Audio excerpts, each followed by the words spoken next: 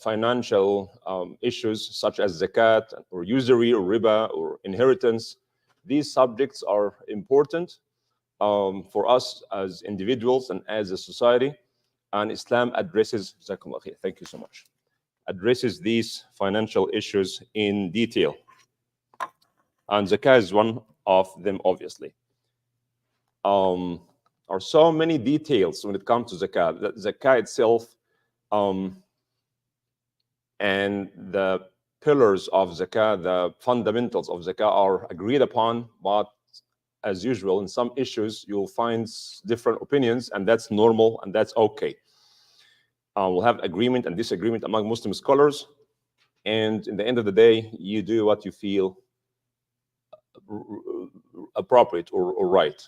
So don't be disturbed when you hear like some Hanafis have opinion and Malikis have another opinion. You know, that's okay, that's normal. Zakah by definition linguistically means to increase or to purify.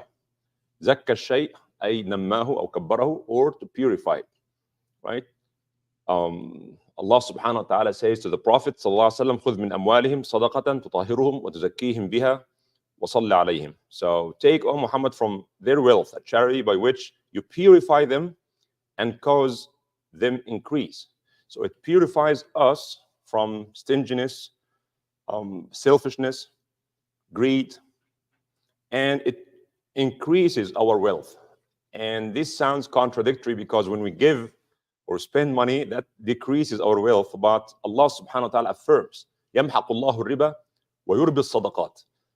Riba, lending people money and take it back with interest, it seems like good business. Your wealth increase. Zakah, on the other hand, that when you spend in zakah, your bank account decreases. But Allah subhanahu wa ta'ala affirms the opposite. Allah says, يَمْحَقُ اللَّهُ الرِّبَى. Riba, although it seems like the number is increasing, but the barakah is taken away from it. There's no barakah, there's no blessings in it. وَيُرْبِي الصَّدَقَاتِ. Yurbi بمعنى يزيد and increases the sadaqah. So when you give, you will get in return. And Allah subhanahu wa ta'ala says, يَا ابْنَ آدَمْ أَنْفِقْ أُنْفِقْ عَلَيْكَ. O son of Adam, spend, you will be spent upon. Right? So technically, zakah means a portion of one's wealth given with the intention of fulfillment, one of the pillars of Islam. So paying with intention. As simple as that. Paying certain amount of money with intention. And intention is always important. Why? Because sometimes we spend good money. Some people ask, there's someone in need, and we just give fundraising for Palestine or for Bangladesh, or some people are suffering like earthquake in Turkey. So we give, right? But do we give it with the intention of fulfilling zakat, or just giving out of our good heart? Intention is so important. And intention always comes before, not after the act. So you give someone with good intention to help, and next day say, you know what, I will just count this as part of my zakah. It doesn't work this way. It's like when you pray with the intention of dhuhr, right? So the intention must occur before the act, not after. We use the word zakah and sadaqah interchangeably. And Quran actually used the word sadaqah referring to zakat. But usually when we say sadaqah, we refer to the extra nafl, more money we give. And when we say zakat, it's specifically the pillar of Islam, that's 2.5%, as we will explain. In these two ayat, one ayah in Surah Al-Dhariyat and the other in Surah Al-Ma'arij, Sa'ala Sa'il, these two ayahs are almost identical with one difference within bold here, right? Those within whose wealth is given the right of the needy, petitioner, and the deprived. And the second ayah is almost identical, but Allah subhanahu wa ta'ala says, وَالَّذِينَ فِي أَمْوَالِهِمْ حَقٌّ مَعْلُومٌ, a known right for the needy, and so on. So حَقٌّ مَعْلُوم here refers to the zakah. That's well known. But here, الَّذِينَ فِي أَمْوَالِهِمْ حَقٌّ لِلسَّائِلِ وَالْمَحْرُومِ. So they pay the 2.5%, they're done with this pillar, but still giving for those who are in need. That's extra, right? Of course, we don't have to spend so much time talking about the obligation of zakah, and it's one of the pillars of Islam. Quran talked about it 33 times, and there are 172 hadith in Sahih Bukhari only in Sahih Bukhari regarding zakah. And of course, there's consensus among all Muslim scholars. When all Muslim scholars in all madhahib, all ages agree on something, this means that there's no dispute in it, right? Zakah is an obligation. This beautiful hadith in Bukhari and Muslim. When Bukhari and Muslim agree on a hadith, this means that this is very authentic. Because Al-Bukhari has strict criteria for accepting hadith. Muslim has similar and sometimes different criteria. So when one hadith meets both criteria of Bukhari and Muslim, this means it's very authentic. The hadith Mu'adh is very famous, that when Rasulullah sent Mu'adh to govern Al-Yemen, he told him simply that the first thing to do is to invite people to Tawheed, testify that is La ilaha illallah, Muhammad Rasulullah. And if they accept that, then let them know that they should pray 5 times a day. And if and when they accept that, then introduce the payment of zakah to them. And the end of the hadith is also significant. It should be collected from their rich and distributed among their poor. What is significant about this part of the hadith? Ulama actually agreed that zakah should be collected and distributed locally. And that was the practice. تؤخذ من أغنيائهم وترد إلى فقرائهم. Right? So you collect it in Yemen and distribute it in Yemen. Don't send it to me in Medina. Right? So, and there's an obvious reason for that. That shows some sort of solidarity and spread peace and love and harmony in the community. So the poor actually appreciate what the wealthy people are doing for them. The virtues of paying zakah, of course, fulfilling one of the pillars of Islam is so significant in the eyes of Allah subhanahu wa ta'ala. Allah subhanahu wa ta'ala praised those who believe, men and women who support one another. The believing men and women support one another, and they enjoin good and forbid evil, and they perform salah and they pay zakah and obey Allah and His Messenger. And the Prophet sallallahu alaihi wasallam said that I swear upon 3 things. I swear upon 3 things. He sallallahu alaihi wasallam does not have to swear. Whatever he says is the truth, but he wants to just affirm the fact that on 3 things. One of them is that sadaqah taken from a property never decreases it. Right? So when you give in zakah or sadaqah, that does not decrease your wealth. Mathematically, it does, but practically, Rasulullah said it does not. Allah will give you back in form of health and blessings, so you don't have to, your car will, serve you much longer, so you don't have to spend so much money on fixing car or buying a new car or something like this. Accidents will be avoided. Bad illnesses will be avoided. So you will be paid back. So don't worry. Spend and don't be scared of poverty. All right. And also, Rasulullah ﷺ told us that Allah subhanahu wa ta'ala receives the sadaqah. The sadaqah goes to Allah's hand before it goes to the poor person's hand. And then Allah subhanahu wa ta'ala will not only accept it, but He will invest this money for you. All right, and it will continue to grow. So you say that in the day of judgment that you donated $5 million, said, Ya Rab, I did not, that's not mine, that I did not donate 5 million, because I've never had 5 million. He said, no, because you gave one time, you gave this $200, $300, and Allah subhanahu wa ta'ala is causing it to grow. So not only Allah accepts it, but Allah subhanahu wa ta'ala makes it to grow. So until it becomes as large as the Mount of Uhud. You give a meal of food, and in the day of judgment, you see a mountain of like the mountain of Uhud of food, because Allah subhanahu wa ta'ala makes it grow. So these are the virtues of giving zakah. How about the punishment for those who do not pay their zakah?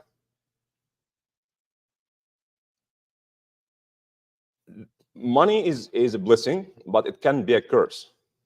When we hoard, when we don't share, when we don't give zakat, then Rasulullah Sallallahu Alaihi Wasallam also told us this scary hadith that those who do not spend their zakah in the day of resurrection, his wealth will be made like a bald-headed, poisonous male snake with two black spots over the eyes, and that this snake will encircle his neck and bite his cheeks and say, "I am your wealth, I am your treasure." So the money that we save for our safety is going to turn against us, will bite us, will cause so much harm for us. And the Prophet ﷺ recited this ayah in Surah At-Tawbah. والذين يكنزون الذهب والفضة ولا ينفقونها في سبيل الله فبشرهم بعذاب أليم. And those who hoard gold and silver and they don't spend it في سبيل الله, then give them the tidings of painful punishment, the day when it will be heated in the fire of hell, and seared therewith will be their forehands, flanks, and their backs. It will be said, "This is what you hoarded for yourselves, so taste what you used to hoard." You save this money, and this money will be punishment in the day of judgment. So we ask Allah subhanahu wa ta'ala just to save us from this. How about those who refrain from paying zakah? If someone does not pay zakah or denies, as we mentioned in the khutbah yesterday, if someone disputes its obligation, like many Arabs actually did after the death of the Prophet, they refused to pay zakah. And you know, Hurub al-Ridda took place and so on. Abu Bakr insisted that he would fight those who refused to pay zakah. Those who dispute the obligation of zakah are out of Islam, but those who do not pay because they are stingy or lazy, then actually the ruler, Muslim ruler, has the right to, of course, force them to pay zakah and to take half of their wealth as a penalty, according to a hadith just mentioned here. What are the pillars of zakah? Now we're coming into the heart of the technicalities of zakah. One is intention. As we mentioned before, you must have the intention before the time you give. So in the end of the year, when the time comes for zakah, you say, okay, I gave this person, and I gave my cousin, and I gave that person, and you calculate, and then this is the zakah you paid for the entire year, and still you own some money, then you add to this. But you cannot, what do you call it? Retroactively just count the money you spend as zakah. So you have to have the intention before you do it. And that's why you have to be aware, and before, don't rush. So you want to donate, find it, Ya Rab, this is part of my zakat. So at the end of the year, when you calculate your zakat, you may pay more or less, so you have to adjust. And of course, second is to pay a specific portion of your wealth. And these are the conditions that I wish, these three things that you memorize, because we're going to use them all the time, and this can answer so many questions.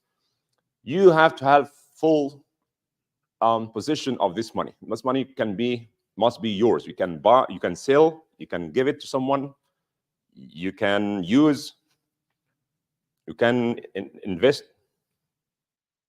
You have full possession of this money. This money is yours, right? Accessible, it's yours. You can do whatever you want with it. How about money that I own, but I placed it somewhere, but I don't know where it is? No, or I give someone a loan and he disappeared. It is your money, but you don't possess it. You don't have access to it. Or someone took money from you, and he passed away, and you lost connection with anybody of his family. So you may have money that's yours, but you have no full control over it. Number two is that this money must reach a threshold called nisab. I want you to remember the word nisab. Nisab is a threshold, the amount of money that defines you as wealthy. Because zakah is obligatory upon the wealthy people. Who is wealthy? How to define wealthy is that if you have a nisab or more for the entire year, and that's the third point or the third condition. That hawl. Hawl means the passing of a full lunar year. Okay, we calculate based on the lunar year or months. Ramadan, Shawwal, Dhul Qa'dah, Dhul Hijjah. Yes, I will. I'm coming to that, inshallah. Right? So the zakah of plantation and fruits is different story. I'm not going to talk so much about animals and fruits and plantation because it's kind of irrelevant to us unless you have a question for this. Is the exception that does not wait for the whole year. Zakah of agricultural plantations and activities, they are due on the day when we harvest the crops. Right, that's the only exception. But zakatul mal, referring to gold and silver and currency, we have to have these three things: full position and control, you have nisab or more, and a full year passes by. Zakah is on five things: gold, silver, jewelry, we'll come to this, or currencies. Car currencies we have now, dollars and euros and so on. It reflects gold and silver in a way. And trade commodity, if you are doing business, you have furniture store or clothes store, then every year you have to calculate what is the value of the goods that you are doing business with, right? And then you calculate your wealth based on that, and you pay zakat on it. Zakat of animals, if you have certain amount of cows or camels or sheep, then you have to give zakah of it. Agricultural products we mentioned, treasure or rikaz. Rikaz, anything that comes out from earth. Let's say that you buy a piece of land and you found out that there's some gold and silver there, or treasure, hidden treasure. Or now scholars talk about natural gas and oil. If you bought a piece of land and mashallah, later on they discovered there's an ocean of oil underneath, God bless you. So you have to pay zakah for this rikaz as well. Zakah of gold. Now that we come to the issue of nisab. What's nisab? Nisab, as we said, the threshold. If you have nisab and this nisab stays with you for the whole year, after all expenses you spend on your health insurance, education, rent, or mortgage, or car insurance, and all these expenses and vacations and all these kind of things, what remains, if it is nisab or more, stays with you for a year, all right, then you are wealthy. And let's say for just the sake of explanation, it is $5,000. So nisab is 5,000. If you today made $5,000, and next year, the same day, you are now 17th of Rajab, next year, 17th of Rajab, you still have 5,000 or more, all right? So if you have more than 5,000 last year, stays with you or increased, then that is how you calculate 2.5%. You are wealthy, mashallah, because many people, are poor enough, they're like hand to mouth, as they say, right? So they don't have any savings. Sometimes they have deficit, they are in debt, so they're not wealthy. But if you can cover all your expenses and still can save $5,000 or more, then every year you pay 2.5%. This is the zakat of gold. Now, it is in the hadith, a 20 dinar of gold, and a dinar is almost equivalent to 4.25 grams of gold. So to convert it, it's 85 grams of gold. Some actually go with ounces. So troy ounces in particular in America. So it is 54.6 ounces of gold. If you have this or more, this is the nisab. And of course, we have to, if you have real gold, some people have like to buy gold, different coins and other forms of gold, then this is how you calculate 85 grams of gold. So what if you have no gold but you have cash? Then you need to know how much is the price of gold on the day when zakat is due based on the market value, and then this is the nisab. All right. So gold price per gram, I put it here like 85. That's 85 grams of gold is the nisab, and that's more precise. If you do it in ounces, there will be some differences, not a huge difference. As an example here, this is how you calculate by grams, and this is how we calculate by ounces. So the difference is not so significant, as you can see. 5,000 0.33 or 5,000.58. Yes. Would be multiplied by 2.73 or by 54 ounces? It will be multiplied by 2.73. This is the price. This is the, sorry, this is the ounces. Yeah, it's 54.6 up there, right? What do you mean? This is the nisab of, okay, if you want to go with the grams, so 58 grams of gold, that is the nisab. If you want to go with ounces, so yeah, it's a line above there, it says 54.6. Oh, right. So would you no. It is 20. Okay, it's 20 times 2.3. Right. Okay, 2.3 troy ounces. 54, all right. 54, comes out 54 ounces. Right. So the 18. So the 20 dinar. Okay, so yeah. The idea is, I just want to simplify things. Okay. We don't use dinar now because the hadith talked about 20 dinar. Forget about this. The ulama actually in the modern time were using different measure. So with this measure is 85. Let's put it like 85 grams of pure gold. This is what the nisab is. So if someone asks you what is the nisab of gold, what is the nisab of wealth or money now, tell him 85 grams of gold. All right? You can make the conversion easily. Do you pay zakat on that amount or anything above that amount?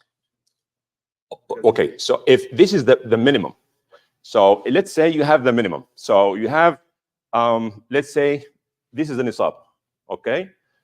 And this is 22.5%. Then the amount, zakatable amount is $162 if you have just the nisab. But if you have, let's say here, 10,000, you'll make the same calculation. 10,000 divided like 2.5%, it's going to be a bigger amount here, right? This is based on the basic nisab. But if you have more, you put the amount here, and you take 2.5%, and this will give you the amount of zakat due. Is this clear? So what you're saying is you're paying zakat for the whole amount. Of course, yes. So nisab is the bare minimum. If you have above this, that's nisab. Below this, there's no zakat. Let's say you can save $1,000 or $1,500, stayed with you for the entire year, and next year you have the same $1,500 in your bank account. So there's no zakat because it's below nisab. But if you have $1 million of the $1 million that you saved, everything, of course.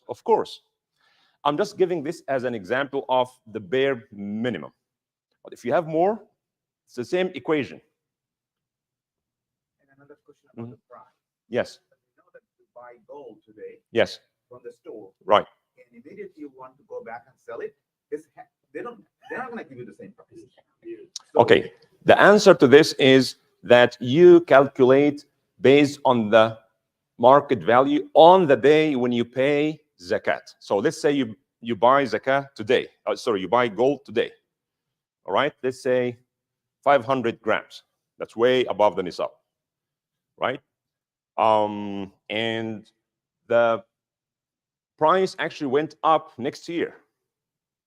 You calculate the market value of that 500 grams on the day when the zakat is due, not on the day when you bought the zakat. When you bought the gold, sorry. I got that, but I'm asking about the selling price or the buying price. No, okay, so no, the buying price, because this is the value. If you want to sell, okay, if think of gold as currency, as dollars, right? You get liquidated, right? So if you are to sell this gold today, how much money will make? Let's say 10,000. So you pay the zakat for 10,000. The value you can get out of this gold. That's selling price. Okay. That's the selling price. Okay. Any question here? Yes. So the 146 is for 1 ounce of gold. No, this is for 126. this is the zakat for the nisab, the bare minimum, that 85 grams of gold, or the 2.73 troy ounces of gold. Okay. All right. So if you have this amount, 54. I'm sorry, 54.6 ounces of gold. If you have this of gold or this grams of gold, then this is the amount that you pay. But this money has to stay with you for the entire year, and you have full possession of it. All right. Okay, so we'll give some more examples, inshallah. So, yes. I heard from other scholars that if you are using your gold jewelry, I'm coming to this. We'll come to this.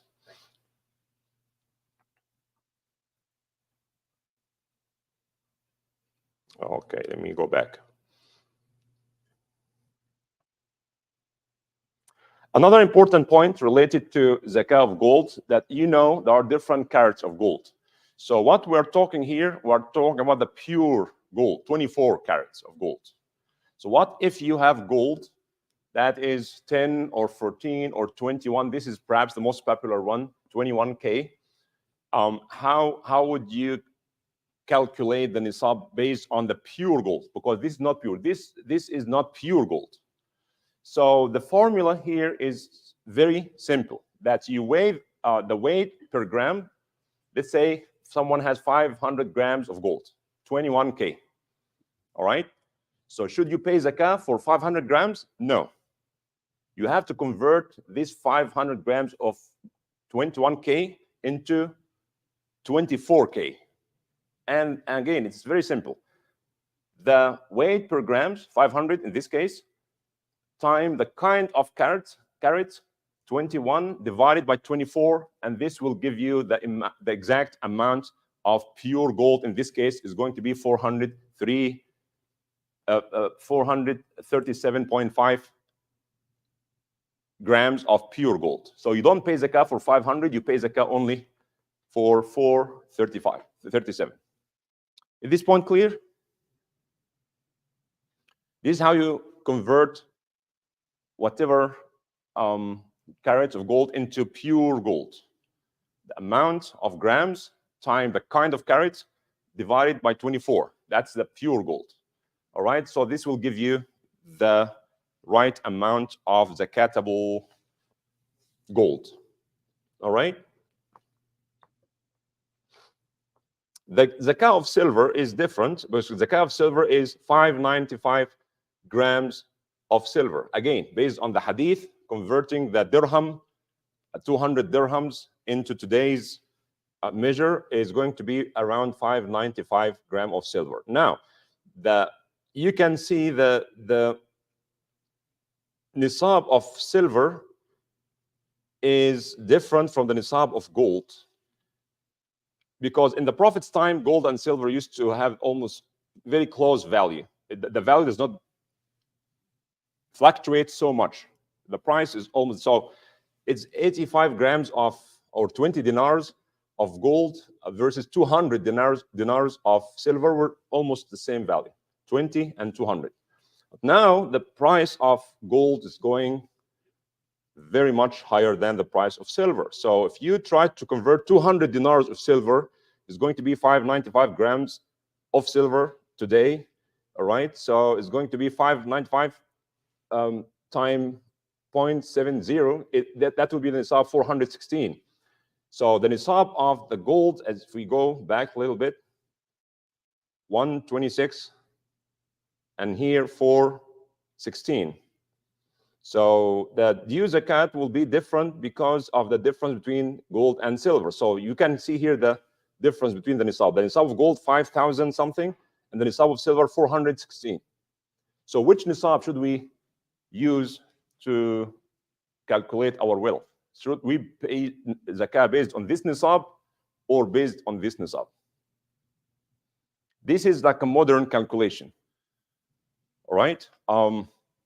Two opinions. One opinion suggests that only gold should be used because gold is like a standard universal currency that all people and all nations are using.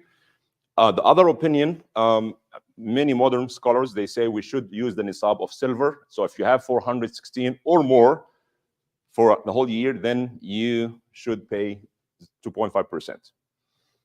If you have, like, let's say, if someone has $3,000, is he required to pay zakah or not required to pay zakah? Based on the first opinion, he's not required because if we go with the gold, but based on the other opinion that actually cares about or focuses more on the right of the poor, because it is good for the poor, right? For those who have like $2,000, $3,000 to pay zakah, because the nisab is only $416, right? So two opinions, and again, both have their own evidence. And those who care or focus on the right of the poor, then they go with the nisab of silver. And some scholars actually said it depends on how strong the economy is. If the economy is good and people can save money easily, so we'll go with the gold. But if the economy is weak and so many people cannot reach the nisab of gold, they are still rich and the poor will suffer more. So if the economy is weak, so we'll go with the nisab of the silver. And in Muslim majority countries, the mufti, grand mufti, usually announces every year the nisab for zakah is this amount based on number of factors. Who is obliged to pay zakah? Zakah, of course, obligation for those Muslims, wealthy Muslims who have the nisab. And the nisab is conditioned by one, zakah should be paid on any amount of money saved after meeting the regular expenses, food, clothes, housing, etc. A complete year, or the passing of a complete year of calendar should pass starting from the very day of the nisab. So you calculate the year from the day you met the first nisab. So let's say you are students, maybe sometimes you work here and there in Walmart and to make some money, but this money is way below nisab. You spend it before you receive it, right? And now you graduated, start making a little more money, but still below the nisab. But you went to a better job, and now you are able to save $10,000. So from the day you received this amount of nisab, you calculate a year.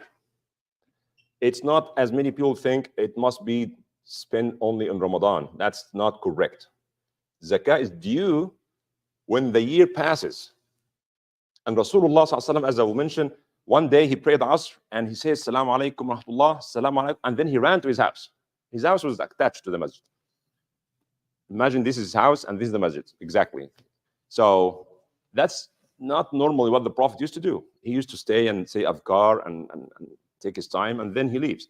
But that day he rushed to his house, and one of the Sahaba said, Ya Rasulullah, what was the rush for? And he said that because I received some gold and silver coming from Bahrain or somewhere, and I hated to keep it in my house, and I just want to give it. So it is important to understand that zakah must be paid on time.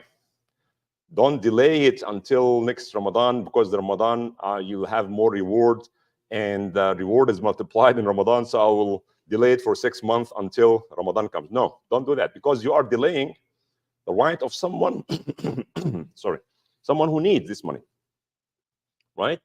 So zakah is due immediately once the year passes, while you still have this nisab or more, and don't delay it. Can we pay it earlier? Yes, of course you can.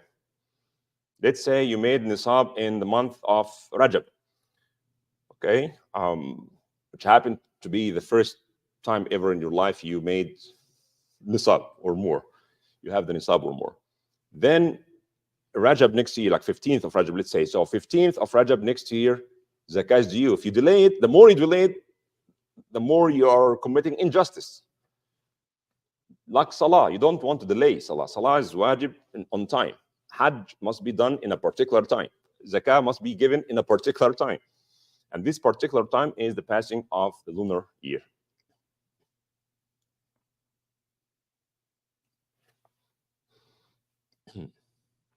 So the common question, what if the nisab decreases during the year? So let's say in 15th of Rajab this year, you made nisab. You made the nisab. You have the nisab. And after Ramadan, you spend money, send gifts, and then you go below the nisab. Below your wealth goes like you have only $1,000 left. All right? And then later on, you made some money, so you go above the nisab. And the curve goes up and down. You know, there's a line, the nisab, and you go up and down, up and down. So next Rajab, what would you do? Would you calculate your nisab every time you make a nisab? Or you look at the beginning of the year and the end of the year? Two opinions, two ways of doing it. If you, especially those who are in business, those who are employees and they get monthly check, it's easy for them. But if you made the nisab and then you lost the nisab, you have much less than the nisab. And then Allah subhanahu wa ta'ala provided for you, so you jumped up $10,000 above the nisab. All right? And then you spend it for something happened, your car needs to be fixed, and you spend all these $10,000, so you're below the nisab. Your cousin called and he's in trouble and needs money. You send him money. So you are below even, you are zero, you have minus.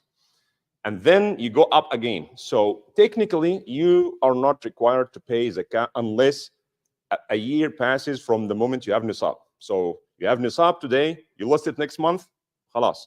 You wait until you make the nisab again. You make it in Dhul Hijjah. Khalas, you count from Dhul Hijjah to the next Dhul Hijjah. All right? Or better, which I advise you to do, because in this case, if you want to do this, you have to be very good in using Excel sheets. You know, you put information all the time. Okay, so on this day, I lost the nisab, so therefore, the 3 months of nisab don't count. Khalas, gone, because the year did not pass. I will start nisab when I have more than $5,000. You hit the $5,000. Okay, on that day, I reached the nisab. And you have to keep track of above or below nisab. And if or when a full year passes and we still have the nisab, then the zakah is due on that date. Better off, which I actually highly recommend, because most of us cannot do this, is to pay your zakat after a year when you have the nisab, regardless of what happened during the year. So we have the nisab today, right? Money comes, money goes, right? Above and below the nisab, it does not matter. So 15th of Rajab next year, I will look, do I still have the nisab or more? Yes, then pay your zakat. That's it. You wait for next year. Khalas, that is the date when I will calculate my zakat. I have to be aware of. So some people, I know, some people want to escape paying zakah legitimately or legally. So before the 2 weeks before the due date comes, they will just go and buy clothes or buy nice new phone and they spend money. So they go below the nisab, then no zakah. If someone does this with the intention of skipping zakah, it's haram. The act itself is not, because as I said, if you go below the nisab, then no zakah is due. But if someone does this intentionally to spend this money on himself, take a vacation and spend $5,000 instead of giving big part of this as zakat. Yeah, some people do that. So yes, What is the lowest amount of nisab? 5,000. 5,000? Yes, yes. Just keep it simple for you. Simple would be to just live like the prophet and give it all away. Oh, that would be much more simple. Yep. So it's difficult to remember, especially if you are doing business, right? Because sometimes one deal can go all the way up, and you lose some other day, money goes down. So you either keep track of the money you make above and below the nisab, which is kind of difficult to many of us.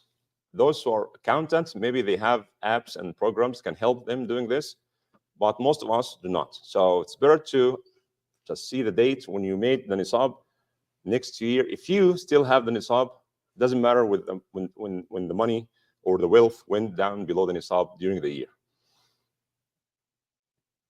All right? Any question here? So for simplicity, I think $5,000. Majority of people, they have $5,000 deposit. Okay. So if you do on first day of Ramadan, that okay, this you calculated all of your wealth and this is what you come up with, and then next year on the first day of Ramadan, you come up with the wealth. You give the zakah to the previous year Ramadan amount, or you give the zakah this. You pay the zakah for the past year, not for the coming year. So last Ramadan you made the nisab. So this Ramadan, inshallah, you look, and if you still have nisab or more, you pay 2.5% of the total amount that you saved since last year. So, for example, last Ramadan you have $100,000, and Okay. this Ramadan you come up with 150. Okay, you pay for 150. Even though they were not for the whole year. Yes, this is what I said. If you want to do it, okay. So I got, let's say, a gift or inherited money. Uncle or grandfather or father passed away, and now they told me that we made the calculation, and this is your portion, $50,000. Alhamdulillah, 50,000. All right. So you decided to spend all this money in buying a house, let's say, or property. Halas, there's no zakah in it, because when you buy a car, for example, you don't pay zakah on your daily use things, clothes and cars and homes. You don't pay zakah on this. Halas, there's no nisab, it's gone. But someone said, you know what, I will buy stocks. So he buys stocks, and guess what? Next year, from the day he received the 50,000, let's say Ramadan first, he received 50,000, and he invested in stocks. Next year, Ramadan, mashallah, he made some money. Now he has 100,000. So he pay for the 100,000, all of them, 2.5%. But your definition is that you have to hold it for 1 year. Okay, so I'll go back to the two options. One option is this 50,000 I received in the Ramadan first, I'll pay for it if I have it next Ramadan. So now I received a new profit, $15,000, 15,000 from the stock market. So from that time, I'll pay next year. And then I made another 10,000. If you want to do this, go ahead and do it. Good luck. But what I'm saying, it's much easier to, from the day you received the nisab or more, next year, same date, see how much money you have in total. And believe me, when you do that, you cannot be more generous than Allah. When you give, yes, you're giving a little more, you're giving a little earlier, I would say, but Allah will give you more immediately. And so this zakat is due on first day of Ramadan, for example. Yes, this case, that's for example, yes. for this case. Mhm. When is do I have to give it to you before that, or I have to give it on the same day? On the same day, preferably. That's when it's due. It's due on Ramadan first next year, right? If you, for good reason, want to delay it for a day or two until you reach someone or travel, that's fine. But it's due not before Ramadan first. It's on Ramadan first. You can delay it for a reasonable excuse for a day or two or a week. Maybe you are planning to travel and you know your family members back home are in desperate need, so you are intending to give them the zakah. So it will take maybe a few days to go there and give it to them. That's fine. But don't delay it for so long. Yes? These are excellent slides. Is there a way to make them available through either email or on our I have to pay for that. website? Inshallah. Inshallah. Make it easier All right. to study if it's possible. Yes, it is, inshallah. Thank you. Inshallah. All right. All right. One more question. So then, if you missed the zakah in the past years, Yes. pay- If you missed the zakah for past years, it is a debt that you have to pay. And Rasulullah said the debt owed to Allah subhanahu wa ta'ala has more right to be paid than debt owed to people. So if someone did not pay zakah for last 5 years, he has to make calculations and to see how much money he had, and he has to pay it still. What if someone passed away and he did not pay zakah for a year or two? Before we divide his wealth among his relatives' inheritance, Allah said, "Min ba'di wasiyatin yusa biha," that before the distribution, any debt he has must be paid off first, including debts to Allah subhanahu wa ta'ala. So zakah, if he did not perform Hajj and he was able, you have to take certain amount to make give it to someone to make Hajj on his behalf. That's another debt. If he did not pay the mahar of his wife, many people don't do, the mu'akhar, then this should be extracted before the distribution of his wealth, because this is not his wealth, right? If he has debts to someone, take it out. Hajj, did not make Hajj, give someone like 10, 15,000, whatever, to make Hajj on his behalf. He did not pay off the mu'akhar of the mahar of his wife. That's a debt that should take away. His janazah and burial and all these things, take it away. And then whatever remains, then you give to his wife, children, and so on. All right? Yes. I don't understand the second option. Okay. This is what I mentioned briefly. So you either have multiple due dates of just one due date. Multiple due dates is when you have multiple. You don't understand what? I don't understand the one due date. I understand the multiple. So one due date is that, let's say you have the nisab for the first time today, right? So today you get a check for $7,000 from IRS. For the first time you have the nisab in your life. Khalas. You got the check today. Next year, same day, if you still have this money, right? Even though you've lost money during the year. Yes, even if you lost money, made money, lost money, made money.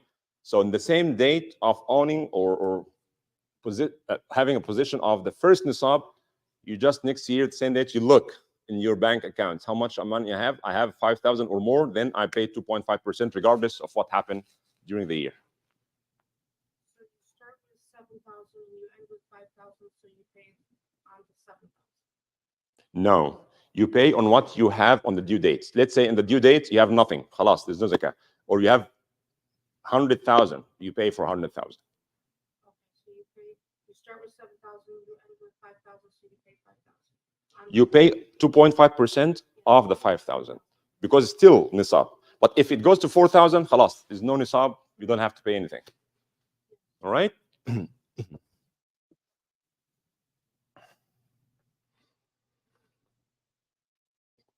We talked about paying the nisab on the due time. Can we pay before? Yes, Rasulullah ﷺ, actually there was the need, and he said to his wealthy uncle Al-Abbas radiallahu anhu, he said, Ya Ammi, just give me your zakah for a year or two. So he gave him ahead of time, right, his zakat. Let's say in average you pay zakah every year. Let's say your 2.5% is $5,000, and this is the average you pay. So your cousin actually lost his job or got an accident and became disabled and he needs some help. Say, Ya Allah, this is my intention that this money is part of my zakah that is due in 6 months. You pay him. So when the due date comes, so okay, how much money you have and how much money of the zakah I paid. Let's say 2.5% will be equivalent to 5,000, let's say, and you paid 5,000 to your cousin and 2,000 to your sister with the intention of giving it as zakah. So you already paid your zakah, right? But you have to have the intention. So, okay, my cousin is in need, he's poor, he's eligible for zakah. I will give him, and you take a note of this. I paid 2.5 thousand for my cousin on that day, on March. Then in September, there was another need for Gaza, and that's zakatable. So I paid like $3,000. That's already 5,000.5. So if when the due date comes, your zakah, the 2.5% is 5,000. You already paid them. So you can pay it before the due date, but you cannot delay it after the due date, unless, as I said, for a short period of time for a good reason. Is this point clear? So you can overpay the zakah. You can, of course, you can overpay. Yeah, if the 2.5% is 5,000, you pay 10,000, Allah will give you more, of course. So the zakatul fitr, نفس الشيء. يعني zakatul fitr, every community, the ulama, they say, okay, the zakah is like $12 or $15 per person in the family. So if you give $100 per person, that would be good. The more you give, the more you get. Okay, we're talking here about the bare minimum required. But if you want to give more, of course, Allah would love you to give more. But what I'm trying to say is, Allah loves the mandatory worship. Yeah. Zakah, He likes the zakah more than sadaqah. Yes. So if I pay in my niyyah more zakah, then I should get more rewards than sadaqah. Well, forget about the names. Okay, so you are required to pay, let's say 5,000, and you pay 10,000. That's good. You cannot do this in you can do this in salah, but not in the fara'id. Yani you can pray dhuhr 4 rak'ah, cannot make it 5, right? But you can pray between dhuhr and asr 1,000 rak'ah, right? You can pray isha only 4 rak'ah, cannot make it 5, but you can pray between isha and fajr 1,000 rak'ah. Up to you. The more you give, the more you get, the more reward. So zakah, 2.5%, that's the requirement. If you want to give more, Allah will accept from you. Actually, I would recommend paying a little more for a good reason. Because one of the benefits of zakah is that it purifies the remaining of our wealth. Because sometimes you are not 100% sure the income you made is 100% halal, especially living in a non-Muslim country, and the riba and zakah and interest and things that it has like some question marks, right? Nobody can claim that I make like 100% halal money. So whatever mixed with your wealth when you give in zakah, this will inshallah purify the rest of your wealth. All right? We talked about the zakat for a deceased. His family actually must do their effort, calculate, and figure out how much zakah he should have paid, and they paid on his behalf before they distribute the wealth. After the distribution of wealth, nobody will care. Believe me, even his own sons and daughters, they will not, everybody wants to get the biggest portion. It must be done before the distribution. Because if he has 5 children and you give everybody like his portion and say, okay, by the way, your father should have done Hajj, so you guys should hire someone to make Hajj on behalf of your dad. Okay, so I'm sorry, I have a lot of debt, and everybody will just try to get out of it. But Al-Quran says before the distribution of his wealth, or her wealth, all these debts must be paid. Invoking blessings for the zakat payer. When someone gives zakah, Rasulullah used to make dua for them. So Again, the condition of the catable money, because most of the question come from there. It must be a nisab. We talked about it. The passage of a year and excess above essential needs. So zakah is not for, again, for your clothes, your furniture, housing, food, all these things. So the fact that you can save 5,000 or more despite spending on yourself all needs, then this means that you are wealthy, but you don't pay for the essential needs. All right, your car, even if you live in a mansion, $2 million mansion, right? You don't pay zakah on that because you are using it. Your clothes, your shoes, your office computers, laptops, all these things that you need, you don't pay zakah on it. And this money actually should be able to grow. So if this money, you can invest this money, you can sell property or gold. If you buy a house or you buy a land with the intention of selling it, that becomes different category altogether. You have to pay zakah for it. Let's say you buy 2 acres of land with the intention of selling them when the value goes up. You paid, let's say, $100,000, let's say. So this $100,000, it's as if you are saving this money. Then as long as you own this property, every year you see the market value of these 2 acres of land and pay 2.5%. Yes. So essentially, the zakat is due on the surplus money. Yes, the surplus money. Yeah. So is this more like encourages not to have surplus money indirectly? It encourages people actually to invest their money, because when you save, that's not very good for the economy. It's better for the economy for the money to circulate. So invest. So if you have $100,000, you can keep it in the bank and you every year pay 2.5%, or you invest this money. And when you invest money, that's good for the economy. You are hiring people, and the economy will grow. So Islam actually, yes, it's okay to save some money for your personal need, for your family needs, but not in excess. Because if all wealthy people kept their wealth in forms of, let's say, gold in their homes, in their savings, and this money will circulate only among the wealthy people. And Allah said, كَيْ لَا يَكُونَ دُولَةً بَيْنَ الْأَغْنِيَاءِ مِنْكُمْ. So money should not circulate only among the 1% people.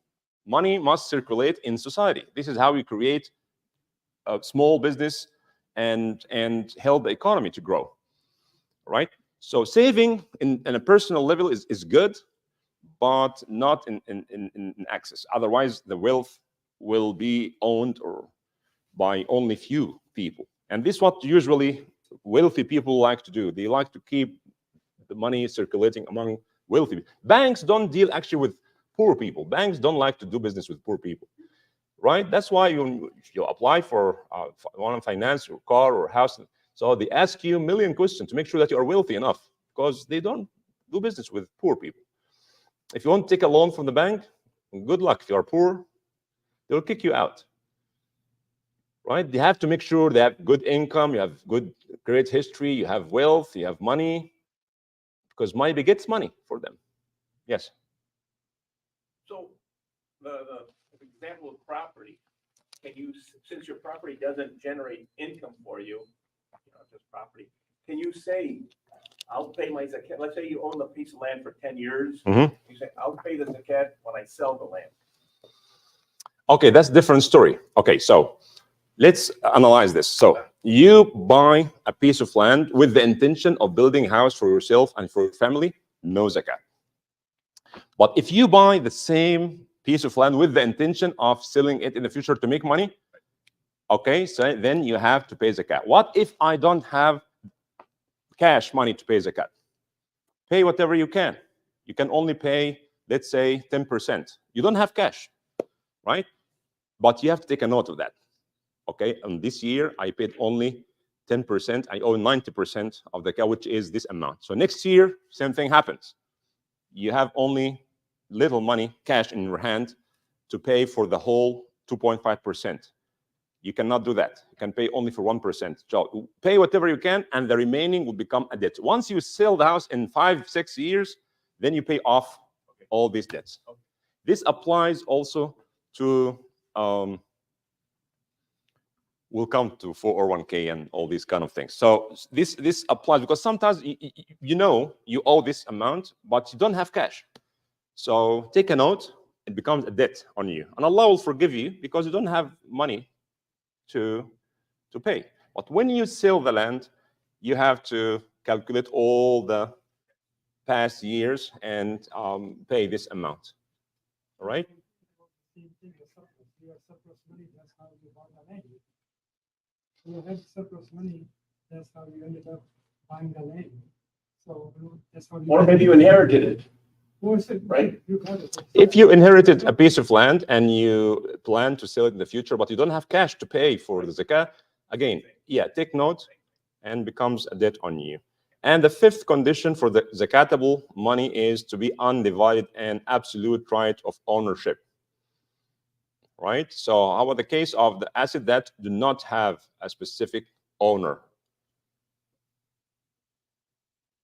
Property in public trust.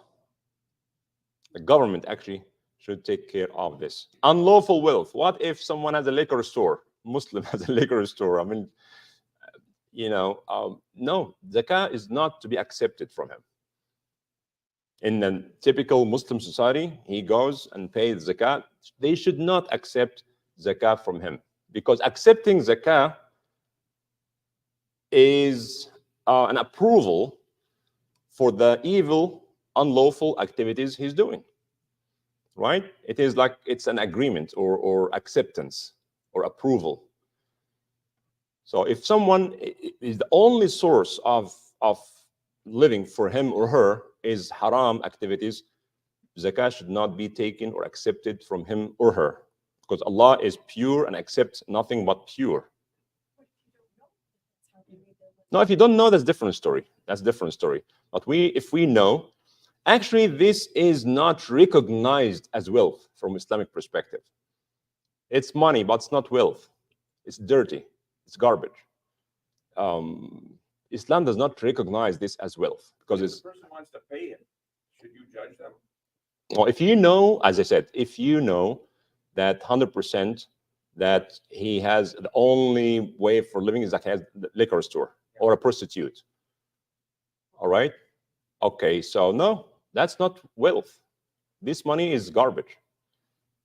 Allah is pure and accept nothing but pure. It's like a joke that someone actually with a thief actually, in Islam, when you make one good deed, it multiplies by 10, right? Basically, or more, right? You do one good deed, you get 10. You donate $1, that it will be written like as if you donated $10, and so on. So this thief used to go and steal people, and then he goes and gives sadaqah.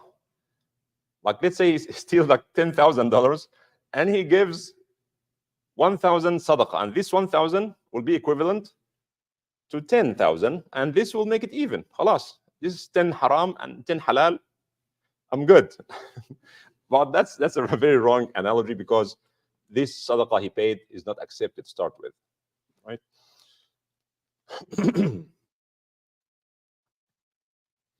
Okay, so the zakah on debt. So what if someone gives or lends someone money with no interest, but you calculate your zakat. You have this amount of stocks, you have this cash, you have some gold, and you have money that you give to someone who is supposed to pay it back on a particular due date, but he's unable to pay it back.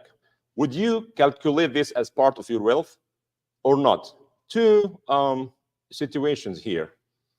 If you give your debt to someone who is actively working, but he needs some money to boost his business, and he does not deny, then you count this as your money, because as if you are saving your money in a safe. It's the same thing.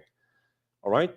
But if you give it to someone who denies or is not sure, or his situation going from bad to worse financially, it's unlikely that he'll pay you. Not because he denies, but because he's unable. And you know that. So then you don't count this as part of your wealth. All right? That's basically what it is. So some ulama said that when you get this money, then you pay zakah only for one time. Let's say you give him this money and 5 years later he give you this money. Should you pay zakah for 5 years? No, just pay it for only 1 year from the moment you received it. Okay? That's the summary of it. Retirement account. That's the question that most people ask. What about the retirement 401k and other retirement plans? Two opinions. One is that the 401k or any retirement plan, you don't have possession of it. You don't have access to it. And therefore, it loses one of the three conditions that we talked about. You have to have full control and possession of the money, nisab, and a full year. Now, if you pay part of the 401k retirement plan and your employer pay another part, this money is yours but not yours. It's yours, but you have no access to it until you reach a certain age. Two opinions. One is that because it lost one of these conditions, you don't have control over this money, then therefore you don't pay zakah. But when you reach the age and you receive the money, you pay the money. The amount will grow. So let's say in the end it's going to be like $400,000. You pay 2.5% of this huge number of money one time when you receive it. Once you receive it, you pay 2.5%. That's it. The second opinion, and I also want you to understand the rationale of this. The second opinion is that, yes, it's true that you don't have full access to this money, but you willingly saved this money with the intention of receiving it all without penalty or taxes when you reach the retirement age. So it is like someone has a safe in his house, and every month he goes and put a certain amount and lock the safe. Next month, he'll open it, add more money. It's the same. So this is your money. You saved it in a certain way. You decided to do this. Still your money. So what do we do in this case? They said you pay zakah every year. So you look at the amount. Let's say 100,000, right? So $100,000. If you were to get this, if you were to ask for this money today, all right, they will extract taxes, fees, and penalty. The penalty can go up to 20%. So out of this 100,000, minus taxes, minus fees, minus penalties, is going to come down to 40,000. Then you pay zakah for 2.5% of this 40,000. Next year, this amount, 100,000, is going to be 110, let's say, or 120. You do the same thing. If you were to get this money today, you'll make the calculation. It's going to be 120 minus taxes, minus penalty, minus fees, and whatever remains, if you were to get it today, they will give you only 50,000. So you pay zakah for 50,000 every year, 2.5%. I think the second opinion makes much more sense. It's fair for the poor and the needy, because if wealthy Muslims just save their money and deprive the poor from it until later on, that's, delayed justice is injustice. Keep this in mind. Delayed justice is injustice. Justice must be done in the right time. So these are basically the two opinions, and the Fiqh Council of North America actually adopts the second opinion, which makes sense, and they came up with this formula. So they said the restricted retirement account balance, they call it B, minus the penalties, P, and minus fees, F, minus taxes, T. So the zakatable sum is ZS. That, if of course, above the nisab. So B minus PFT will give you the exact amount, and this exact amount you pay 2.5% of it. If this amount is, let's say, 100,000, the penalty is 20,000. Now we have 80. Fees, another 5, and 75. Taxes, another maybe 20, right? So 55. So 55 will be the zakatable amount, and you take 2.5% of this will give you the exact amount of zakat that you have to pay.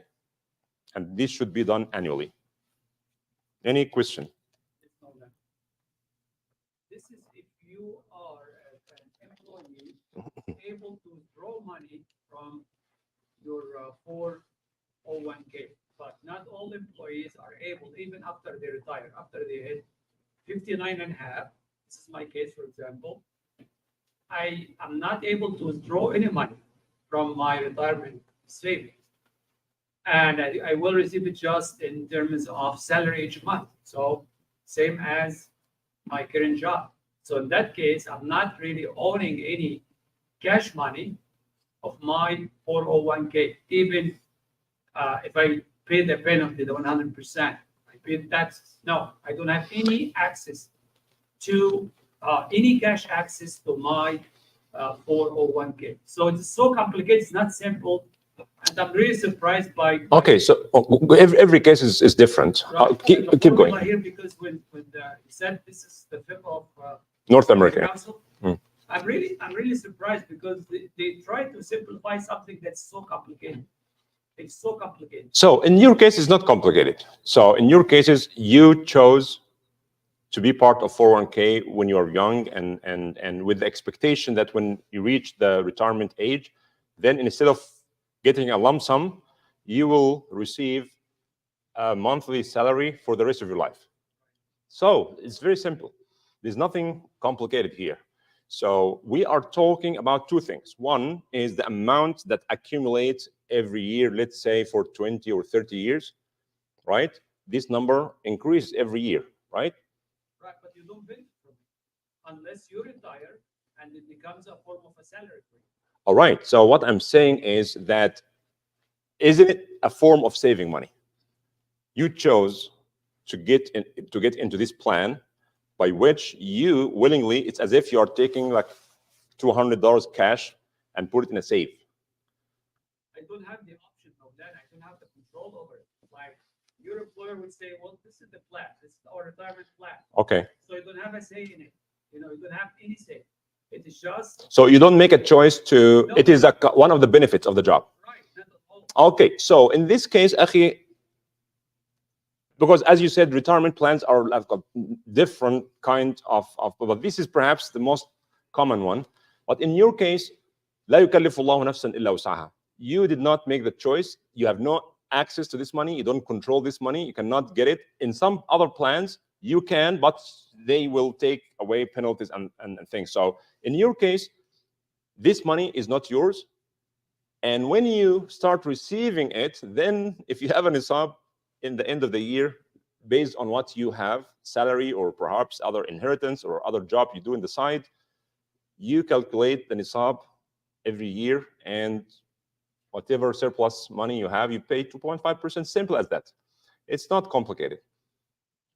But because I know this is the most common retirement plans, that the employer pays something and the employee pays something, and they have an agreement on this. And the IRA, other plans that has to do, I think, with the government, you made a choice to apply for this plan. So when you make a choice to save your money in a certain way, then that is zakatable annually. Wallahu a'lam. No. So there is I had an option to go with the state retirement plan, and if I'm in the system for 25 years, then I would qualify, say, 80% of my salary. Mhm. I did not go with that option because it gives me the fixed interest or fixed benefit. Mhm. I went to the other option, which is the optional retirement plan. I get the money right now, but it goes to retirement plan, and I control it. Mhm. I control it. All this company control. So you're saying that the previous option, the state control one, I have to do nothing when I retire, like you say. But I did not go with that option because it's a fixed interest. I went to the other option, and you were saying there is a different calculation for that. So what matters here is that in his case, he has no control over it. But in your case, you choose which plan that you want to be in. So based on that, you have saved your money in a certain way, and therefore it's your money still, because you chose to put it there. It's like someone, you know, an old-fashioned way, he goes under the ground, dig a hole, and put some money, and you know, it is the same. But in his case, he says he has no option, he has no access to this wealth. Even in the retirement age, he cannot get it all at once. So every case is different. It depends on what choices you have and how much you own of this money. So this is actually very detrimental when it comes to what's zakatable and what's not zakatable. Possession and control of the money. Right, I'm not comparing with this one. I'm comparing with, so my intention of my choice was because I didn't want to go to the fixed interest. I wanted to go to the invested option. Okay, good for you. That's my Mhm. rationale. I went this way. Okay. But then you're saying that, okay, then this is how we don't know what's the penalty. You need to ask. You can find out. And also, if you take all this, say, for example, I say $1 million, now I accumulate, I cash it, then your tax rate is maybe different based on what's your income, right? So who's going to do these calculations? You're talking about that tax rate, Yes. Because, you know, tax rate depends on your income. right? If you cash all those money you accumulated in 20 years, And that's why they said you have to subtract the taxes on this. So if you ask this company, if let's say someone whose daughter is getting married and he wants really huge amount of money, so he said, okay, now I need this money right now. Okay, they will tell you, okay, what you're gonna get today, this is the amount minus taxes and penalties and fees and so on. So what you'll get in your hand in this amount. So this information is accessible. I mean, you can get it easily. They have their formula, and they can tell you, if you want to cash this today, you'll get 100,000. So you pay the account 100,000.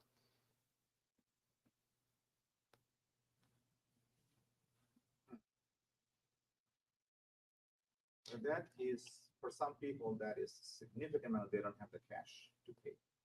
So this is your whole. This goes back to the same question that Ahmed raised. You don't have the cash. You pay whatever you can. Cannot wait until you can. And then if you accumulate all these debts, and when you get all those money, then literally that you pay all those money to your tax, to your zakat. Well, the money is increasing.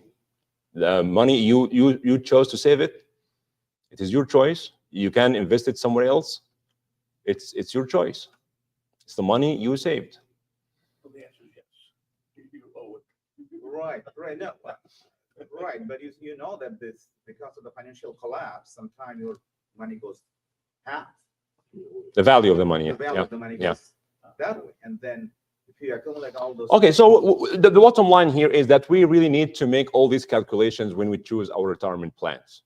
So we need to be aware of our obligations from Islamic perspective and our benefits from state perspective, taxes, penalties, and all of these kind of things. But the ulama who look at it from the perspective of saving money, you are saving money for yourself in the future, which is fine. There's nothing haram with this, but all conditions apply. That's your money, more than nisab, and a year passes by, then it is zakatable. Same, by the way, applies to another case. The Prophet ﷺ said to those who are guardians of orphans. So if someone passes away and he left wealth to his children, these children are young. So their uncle is the executioner or the guardian of these kids legally. So now he has access to all this wealth. So Rasulullah said that don't let sadaqah devours this wealth. Invest this money for the young orphans. Put it in the market. Invest this money so that when they grow, they can find good amount of money. But if you don't do anything, every year 2.5%, and these kids are still 5 years old by the age when they reach the legal age, let's say 18. So that's a huge amount of money will be lost. So the Rasulullah encouraged the guardians of orphans to try to invest the money of the orphans so that when they grow up they will find something. لا تأكلها الصدقة. All right. There's another question about Yep. another account like this HSA account, the health expenses or designated expenses. Mhm. If you save some money on that account, that account can be used only to your medical bills. Is that subject to zakat too? Say it again.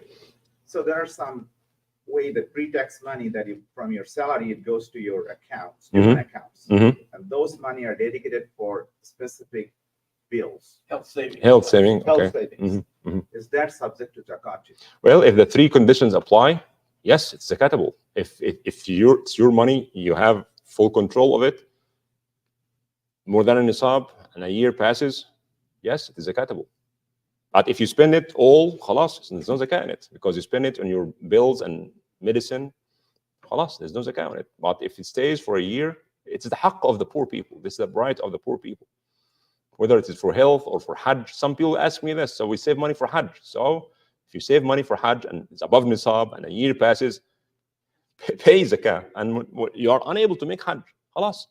You make Hajj only when you are able to. Allah said, "Man istata'a ilayhi sabila." But if these three conditions apply, same thing. I'm saving. Oh, someone asked me the other day that I am in debt to someone, right? And the money I have has nisab. And I told him, so either you pay off your debt or you pay off your zakah. If you pay off your debt, then there's no zakah because you're going to go below the nisab, and that's it. But he does not want to pay the debt, and he does not want to pay zakah. Either or. Yani pay off your debt, and khalas, that's better even. Or if you still have the money for a year, you have to pay zakat. Why didn't you pay off your debt then? All right. Getting close to the end. So zakah of jewelry, that's a question also asked. Hanafi school is very strict on this, that women who have jewelry, gold or silver, forget about platinum or diamond or anything else. We're talking only about gold and silver. I know some modern scholars made analogy because said diamond actually is more expensive than gold. So why paying zakah for gold? Not, but Quran says as dhahab wal fidda. All right. So let's be clear on this. Now, do women have to pay zakah for the jewelry of gold and silver? They have two opinions. One of the Hanafis and the rest of the other is for the rest of the scholars, Maliki, Hanbali, and Shafi'i. Imam Abu Hanifa said yes, because of this hadith that the Prophet ﷺ entered his house and he asked, when he saw some of his family members wearing jewelry, did you pay their zakah? She said no. And then he said, their punishment in hell is enough for you. That's very explicit, that zakah of jewelry is a must. Otherwise, there is a punishment for it. And the other opinion of the three other madhahib, the majority of the scholars, that there is no zakah for jewelry because of a number of other ahadith that Asma bint Abu Bakr, daughter of Abu Bakr Siddiq, the sister of Aisha, used to use gold and jewelry, and she did not pay for it. And Aisha also used to take care of her orphan nieces, and she would adorn them with jewelry and did not pay the zakat. And Abdullah ibn Umar also used to adorn his daughter with gold, because Aisha and Asma, they are very close from the Prophet ﷺ. So if it was a wajib or a must, the Prophet would have clarified it more. So again, the scholars who looked at the ladies' jewelry as something that you use like clothes, like computer, like your phone, they said there's no zakah on these things, right? Because it's a regular use. And those who look at it as gold and silver and commodity, then they said, okay, zakah is a must generally dhahab and fidda, gold and silver, so zakah must be paid. And as you can see, Imam Abu Hanifa has his evidence and other ulama has evidence. I actually feel more comfortable to the second opinion because men cannot wear jewelry. Gold, silver is okay, but gold, they cannot wear gold, right? That's part of women's life. أو من ينشأ في الحلية وهو في الخصام غير مبين. So it's normal for them to use gold and silver. If they, these are the exceptions, however, if they buy gold or jewelry, or necklaces and rings and things with the intention of saving money, then they have to pay zakah for it. All scholars will agree on this. Okay, and some people do this because the currency goes down, especially in Lebanon or Egypt. Currency keep going, diving down. So what people do, they buy gold just to keep the amount of money they have. So in this case, you are saving money in the form of gold. Then you have to pay it. It's not just for typical use.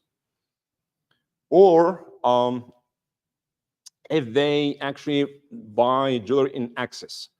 So in some cultures, they have like, this WW2 built made of gold, huge amount of gold. Okay, that's way too much. That's way above normal use. So then they have to pay zakah. Because if all wealthy women get all this kind of gold and they don't pay zakah, then the poor will suffer. Right? So put it simple, women do not have to pay zakah for jewelry if they are just using it for the normal use. Even if she doesn't have to wear it every day. Maybe if she wears it only in weddings and social occasions, that's fine. It's like a man who has like suits and nice shoes and ties and things like this. That could be more expensive, actually, the jewelry of his wife. So he does not pay for his clothes. She should not pay for this jewelry.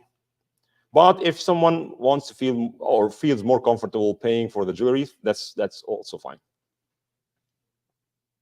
Zakah on trade, as I mentioned before, that if you own a business and you spend, let's say, $100,000 value of furniture, all right? And you sell furniture and you buy furniture and you sell. So every year you look at the inventory and try to find the market value, fair market value of the furniture you have in your store. And this is the amount that you pay zakah on. All right?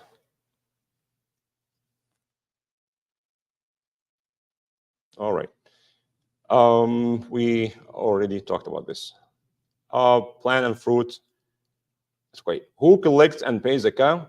Either rulers, as we mentioned, the hadith of Mu'adh, Rasulullah told him, take the money from the wealthy and give it back to the poor. So the government, or that used to be in the old days when people used to trust their governments, but now people don't trust their governments. Governments are corrupt, so forget about government. So it's better actually to give zakah personally to people. And do you have to tell them this is zakah? No, you should never tell them this is zakah, because many people will refuse to take it. Intention is in your heart. Many people ask me this, do I have to tell them this is zakah? Because no, you don't tell, this is a gift. Just give it as a gift. Especially if they are your relatives, if they are your cousins or uncles or related to you, and they are poor, they have more right to your zakah than strangers. Because it counts as zakah and silat rahim. You get two rewards. The reward for giving zakah and the reward of connecting your kinship. All right? And some institutions, actually, they collect zakah. Who should receive zakah? It has been made clearly in the Quran, Surah At-Tawbah, إِنَّمَا الصَّدَقَاتُ. Sadaqat is only, exclusively, the word إنما تفيد التوكيد وتفيد الحصر. إنما الصدقات للفقراء والمساكين. It's not إن الصدقات. إنما means only.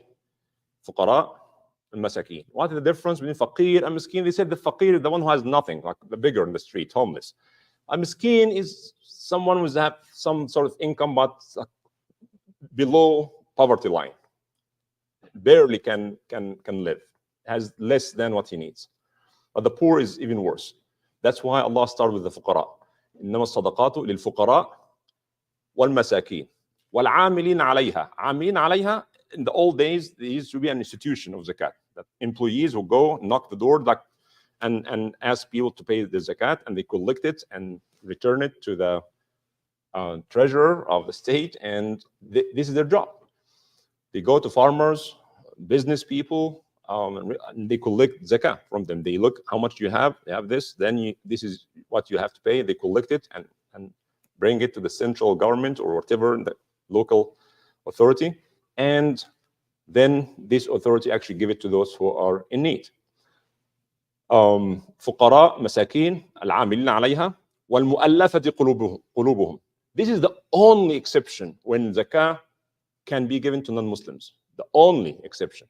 مؤلفة قلوبهم are those who whose heart can be softened when if you give them some money. And Rasulullah used to give so much wealth and money to the heads of the tribes with the hope that this will soften their heart and come to Islam, and their tribe will come to Islam.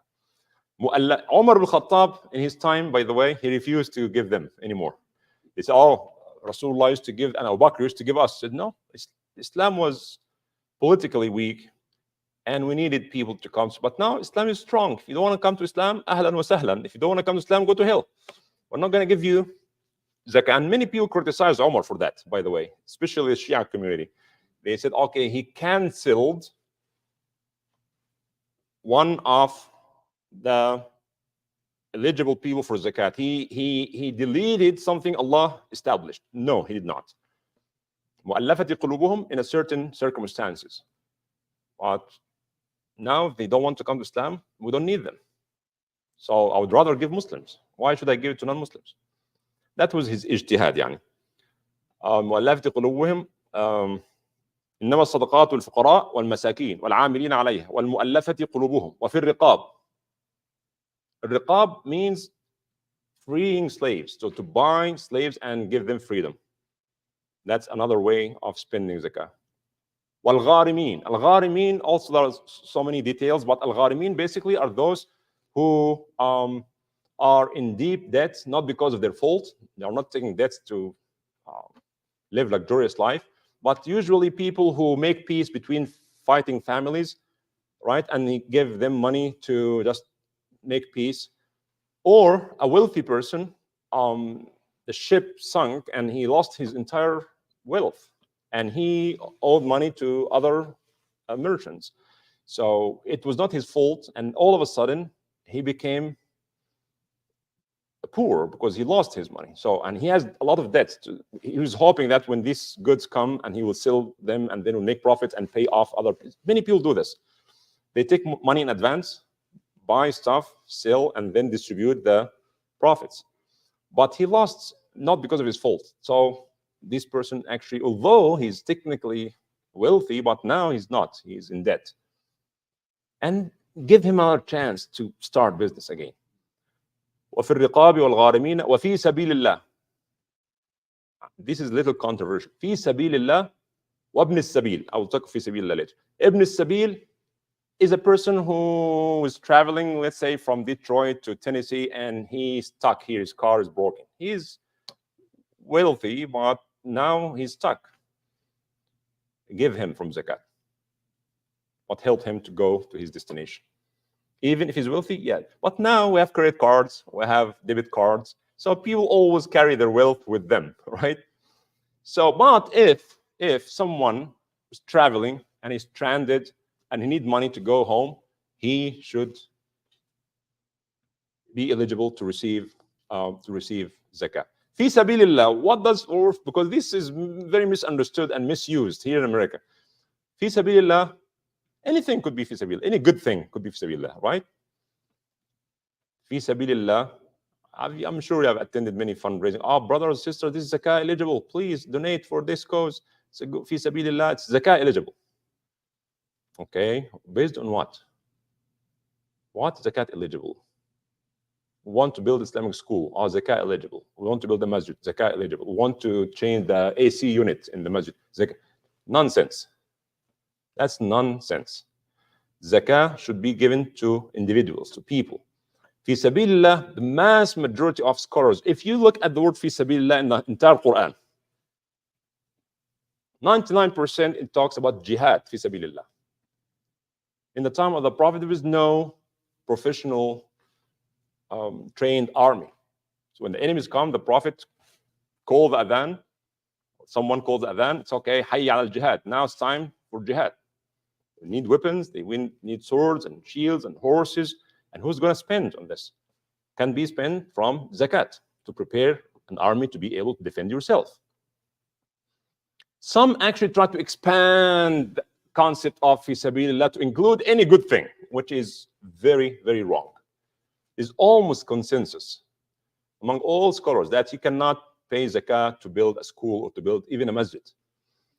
Even in America, Muslims are wealthy enough to build masajid, to build institutions, and still pay the 2.5% for those who are in need.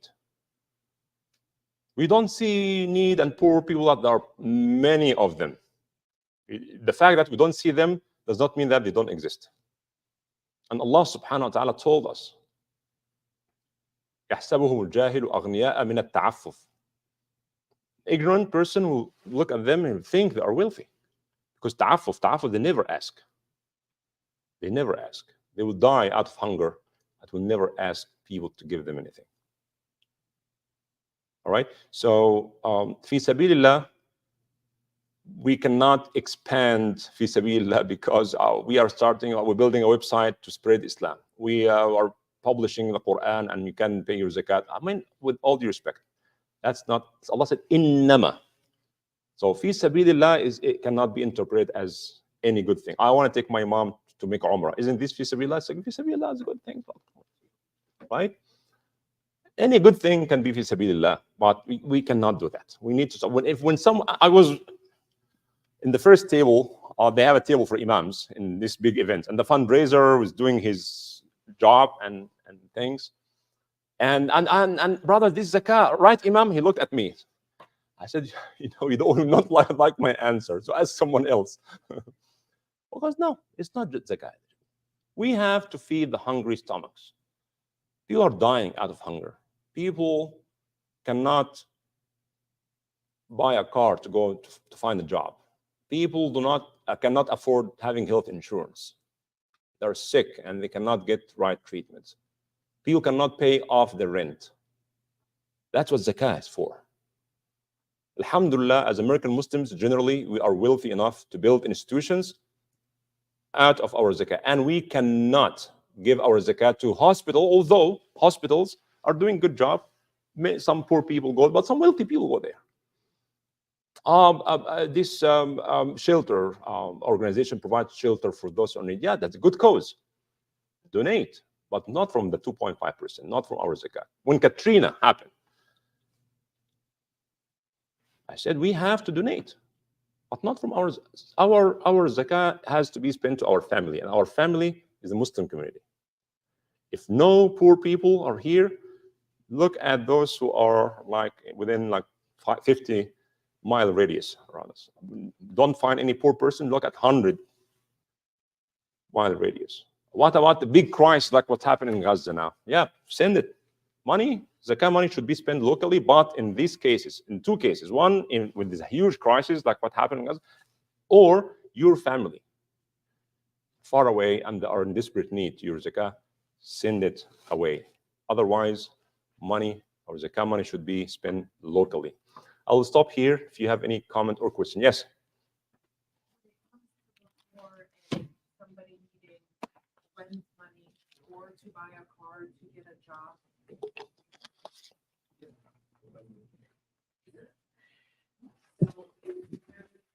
So if you're a refugee or any refugees that are coming to town and are struggling to pay rent or need to buy a car to get a job, Can you turn the lights on, please?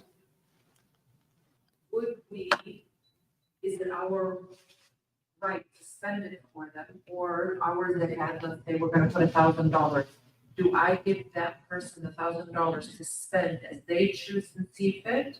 Or can I say this $1,000 is going to their monthly rent? Put yourself in his shoes. What would you prefer?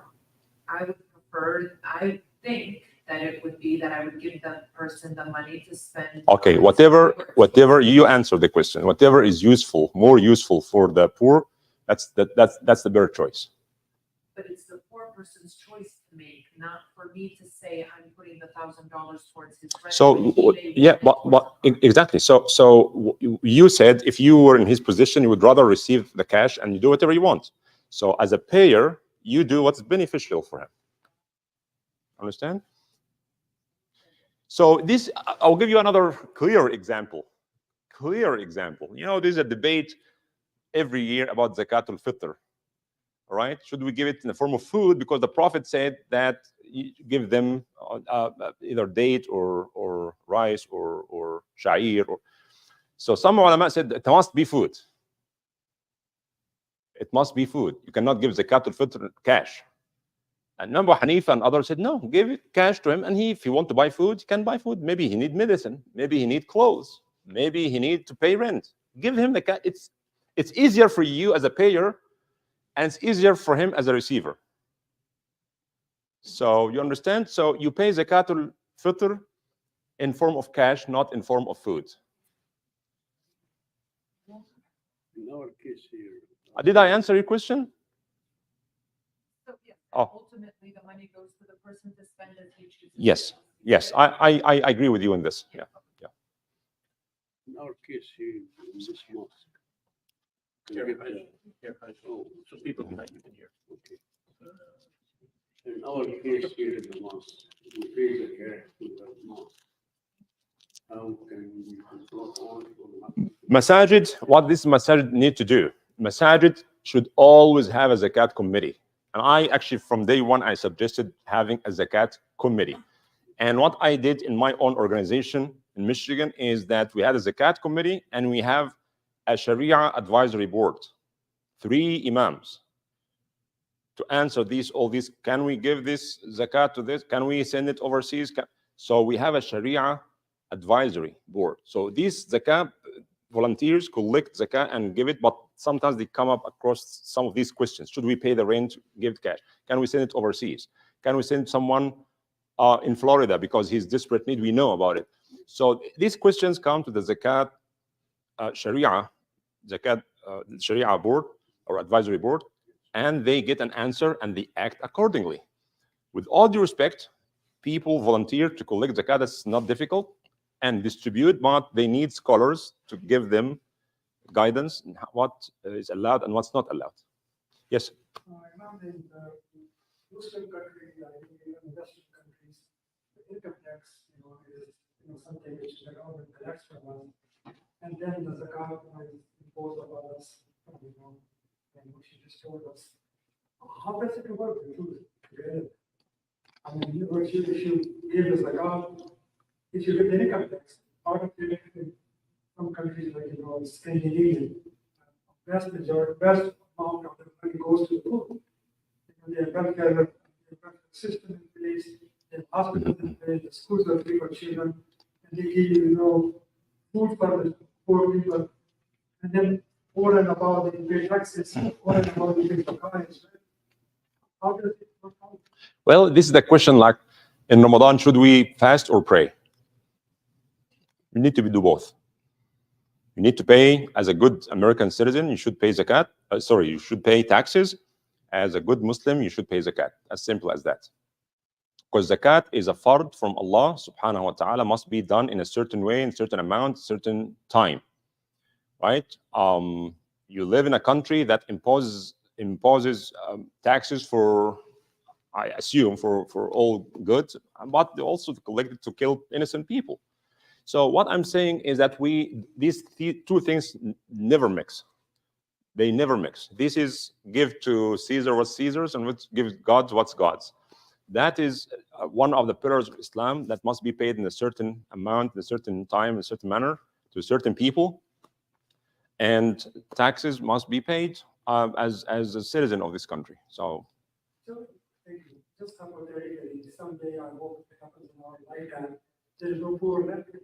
Then what do we do? Excellent question. Wonderful. This happened in the time of Umar ibn Abdul Aziz. It did happen in our history. We have like a precedent in the time of Umar ibn Abdul Aziz, who was a very just and fair, and he's known as the Khamis al-Khulafa al-Rashidin, the fifth of the truly guided caliphs, because he was ruling like Umar and Abu Bakr and Ali and Uthman. So they called people. Anybody is in need, nobody came up. Anybody in debt? No. Anybody wants to get married? Young people want to get married? Nobody. All right. So then when we reach this level, then those who are in charge, they have the right to put the money wherever they see fit. What serve the best interest of the community. That is the worst on my side. I can't remember it. You see that from Surah Imran, where Allah tells the Prophet that they come to you and ask you how much money should you give. I don't know the exact words. يسألونك ماذا ينفقون قل ما أنفقتم من خير فللوالدين والأقربين واليتامى والمساكين وابن السبيل وما تفعلوا من خير فإن الله به عليم. ويسألونك ماذا ينفقون قل العفو. This is another ayah. And you know what's al-afu then? What's the meaning of al-afu? They ask you what they should spend, say al-afu. What's al-afu? Anybody? What's al-afu? No. The word al-afu? No. What's extra? The surplus. ما عفا ما زاد. يسألونك ماذا ينفقون. And some Sahaba like Abu Dhar had a very strict opinion that whatever is extra from your day's need, your food, your housing, your clothes for today is extra. Yeah, he warned people from saving. If he comes and see what we do now, we're being in trouble with Abu Dhar. So anyway, so keep going. Mm-hmm. Yeah. But that is the principle. And that word is very clear. If you have extra, don't keep it. And that is, the surplus money is evil. There's no question about it. If you spend it on poor, then it's khair. If you spend it on yourself or your friends, then that can be evil. Why not we apply that principle of Quran and just not have surplus money, period? Design a system so that everybody is more or less on the same page. Whatever when it comes to you spend it, the government will know that you have extra money because you can keep it in the house or most likely you put it in the that's what capitalists wants. They want their money. Well, this is what you are proposing, communism. Communism is good system, but it's minus Allah. Okay, so Islam is balanced between the two. Excellent balance between the best of capitalism and the best of communism. Wallahi al-azim, if just people think about how fair and just and beautiful Islam is. Whatever is good and works in capitalism, Islam approves. Ownership, free market, let the market decides, demand and supply, that's all Islamic. Rasulullah, when people came to him and said, Ya Rasulullah, sa'ir lana, yani give a price, maximum price for all things, said, no, Allah huwa al-musa'ir. It's based on demand and supply. The Prophet refused to give price, maximum price to anything. So that's capitalism, right? Free market, ownership. You can be as wealthy as you can be. And Islam respects that, right? But at the same time, the ugly side of capitalism, which is merciless, that does not really care about the poor and the needy, and it crushes people and suck the blood of the poor because of this evil concept of usury. That's refused by Islam. And Islam takes care of the widows or the people who are disabled and elderly and those who cannot really work. In Europe, they used to kill them. In Germany, they used to kill these, they call them the open mouths that eat but cannot produce, are burden.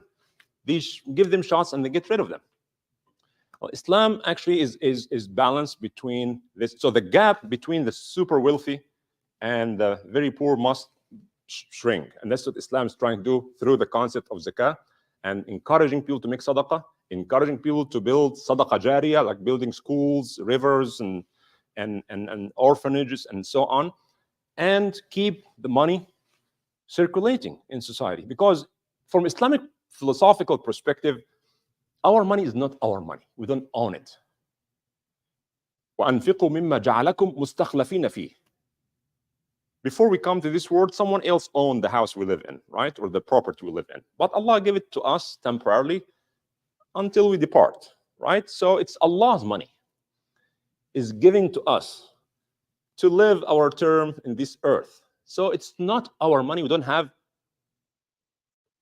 full ownership. It's like our body. Our body, you don't own it. You cannot cut it. You cannot donate your heart to someone and you die. You cannot do that because it's not yours. You don't own it. It's a gift from Allah for a certain period of time. Yes? My total Zakat for the year is $10,000. And I have either a family member, or somebody close to me that could really use the money. Would it be okay to give the one person the $10,000? Or is it best to spread over multiple? Good question. Before I get into this, I forgot to say that you cannot give your zakat to your wife or to your parents or to your children. Why is that? Because you are responsible to spend on them anyways, not from the surplus zakat. But if the wife is wealthy and her husband is poor, which could happen, right? It happened in the time of the Prophet, then she actually is required to give her zakat to her husband. It happened that the wife, I think, of Abdullah ibn Mas'ud, I think, her name is Zainab, and she came to the Prophet's house and she asked the question, and can I give my zakat to my husband? She inherited a lot of money, but she's not required to put a penny. Her money in the house. It's her money. And her husband is faqir, miskeen. Now, when she calculated 2.5%, it's a good amount of money. Can she give this money to her husband? And the Prophet said, yes, you should. And again, it will count as sadaqah and sila. But the husband cannot give his zakat to his wife. You know why? Because if he gives it to his wife, as if he's giving it to himself, because he's required to spend on her. It's as if he's giving it to himself. Same thing for parents. You are required to spend and take care of their needs if they are dependent on you. Same thing for your children. All right? But how about your cousin and everybody else? Yes, you should give it to them. How much? All of it or part of it? It depends. You have to make your own judgment. It's case by case. If you see like 3 of them are almost the same level, so it's better to distribute it. But if you see like someone is like in desperate need, have health issues and multiple crises, then if you think that would be useful to give it all to one person, in both cases, you fulfilled your duty, but you have to make your own judgment. I'll stop here. We'll call adhan, inshallah. Subhanak Allahumma bihamdik. Nashhadu an la ilaha illa ant. Nastaghfiruka wa natubu ilayk. Wa sallallahu ala sayyidina Muhammad wa ala alihi wa ashabihi ajma'in. Thank you. Yeah.